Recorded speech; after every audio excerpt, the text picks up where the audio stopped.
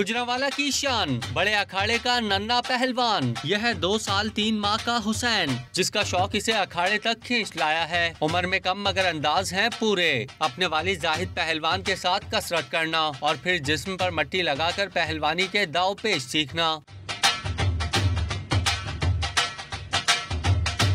हरीफ को जेर करके रिवायती अंदाज में जश्न मनाना। छोटे पहलवान के ठाठ भी निराले हैं। हुसैन अपना फीडर भी साथ लाता है और भूख लगने पर वालिद की गोद में लेटकर दूध पीता है। जाहिद पहलवान को उम्मीद है कि बेटा मुस्तकबिल में मुल्क का नाम रोशन करेगा। जब ये पहलवान बनेगा आपको दिखाएगा, इंशाल्लाह ये बाहर से मेडल भी लेके आएगा और अपने पाकिस्तान का और गुजरांवाले का नाम रोशन करेगा इंशाल्लाह। इस नन्हे पहलवान के मुनफरिद और नटखट अंदाज देखकर दीगर पहलवान भी खूब महजूज होते हैं और हौसले को सराहते हैं।